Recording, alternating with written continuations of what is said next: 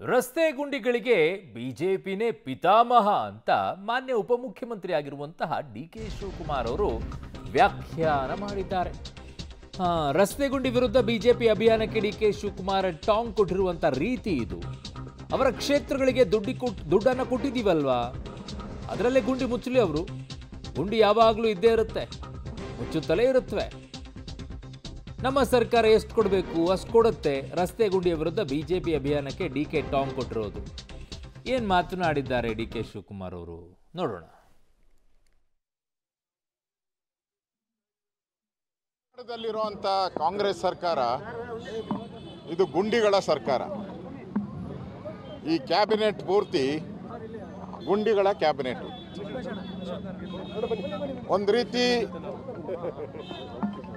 ಈ ಸರ್ಕಾರ ಕಳೆದ 2 ವರ್ಷದಲ್ಲಿ ಬೆಂಗಳೂರಲ್ಲಿ ಯಾವುದೇ ಡೆವಲಪ್ಮೆಂಟ್ ಮಾಡದೆ ನಮ್ಮ ಸಾಧನೆ ಏನು ಅಂತ ಹೇಳಿದ್ರೆ ಬರೀ ಗ್ಯಾರಂಟಿ ಅಂತೇಳಿ ಕಳೆದ 2.5 ವರ್ಷದಲ್ಲಿ ಬೆಂಗಳೂರಿಗೆ ಯಾವುದೇ ಅನುದಾನ ಬಿಡುಗಡೆ ಮಾಡದೆ, ರಾಜ್ಯದಲ್ಲಿರುವಂಥ ರಸ್ತೆಗಳಿಗೆ ಯಾವುದೇ ಅನುದಾನಗಳನ್ನು ಬಿಡುಗಡೆ ಮಾಡದೆ, ಈಗ ಏಕಾಏಕಿ ಗುಂಡಿಗಳನ್ನು ಮುಚ್ತೀನಿ ಅಂತೇಳಿ ಸುಮಾರು 1800 ಕೋಟಿ ರೂಪಾಯಿನೋ ಖರ್ಚು ಮಾಡಿದ್ದೀನಿ ಅಂತ ಹೇಳ್ತಾ ಇದ್ದಾರೆ. 1800 ಕೋಟಿ ಖರ್ಚಾಗಿದ್ದರೆ ಗುಂಡಿಗಳು ಎಲ್ಲಿ ಮುಚ್ಚಿದ್ದಾರೆ? ಇವರು ಮುಚ್ಚಿರೋ ಗುಂಡಿಗಳೆಲ್ಲ ಮತ್ತೆ ತೆರೆದುಕೊಂಡಿದೆ.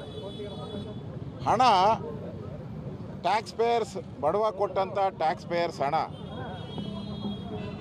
ಇವತ್ತು ಕಾಂಟ್ರಾಕ್ಟರ್ಗಳು ಕಳಪೆ ಕಾಮಗಾರಿಯನ್ನು ಮಾಡಿ ಇವತ್ತು ಅದು ಕೂಡ ಹಾಳಾಗಿರುವಂಥದ್ದನ್ನು ನಾವು ನೋಡ್ತಾ ಇದ್ದೀರಿ.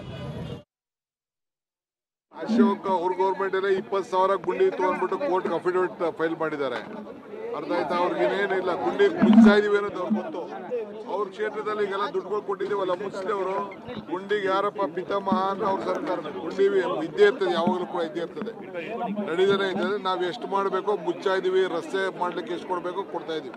ಅಶೋಕ್ ಅವ್ರ ಗೌರ್ಮೆಂಟ್ 20,000 ಗುಂಡಿ ಇತ್ತು ಅಂದ್ಬಿಟ್ಟು ಕೋರ್ಟ್ಗೆ ಅಫಿಡವಿಟ್ ಫೈಲ್ ಮಾಡಿದ್ದಾರೆ. ಅರ್ಥ ಆಯ್ತಾ? ಅವ್ರಿಗೆ ಏನಿಲ್ಲ, ಗುಂಡಿ ಮುಚ್ತಾ ಇದೀವಿ ಅನ್ನೋದು ಅವ್ರಿಗೆ ಗೊತ್ತು.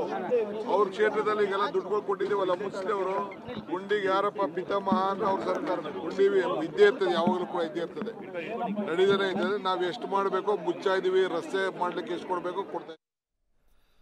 ನೋಡಿ, ಬಿಜೆಪಿ ಅವರು ಕಾಂಗ್ರೆಸ್ ಮೇಲೆ ಟೀಕೆ ಮಾಡ್ಬೋದು, ಕಾಂಗ್ರೆಸ್ನವ್ರು ಬಿಜೆಪಿ ಮೇಲೆ ಟೀಕೆ ಮಾಡ್ಬೋದು. ಈಗ ಜನ ನಿಮ್ಮನ್ನು ಆಯ್ಕೆ ಮಾಡಿದ ನಂತರ ಕಾಂಗ್ರೆಸ್ಸನ್ನೇ ಪ್ರಶ್ನೆ ಮಾಡ್ತಾರೆ. ಮಾನ್ಯ ಉಪಮುಖ್ಯಮಂತ್ರಿಗಳೇ, ಮುಖ್ಯಮಂತ್ರಿ ಆಗಬೇಕು ಅನ್ನುವಂಥ ಆಸೆಯನ್ನು ಇಟ್ಕೊಂಡಿರೋರು ನೀವು ಬಿ ಜೆ ಪಿಗೆ ಟೀಕೆ ಮಾಡೋದ್ರ ಮೂಲಕವಾಗಿ ಜನ ಏನಂತಾರೆ, ಓ ಇವ್ರು ಹಿಂಗೇನಾ ಅನ್ನೋ ರೀತಿಯಲ್ಲಿ ಅನ್ಸ್ಕೊಳಕ್ಕೆ ಹೋಗಬೇಡಿ.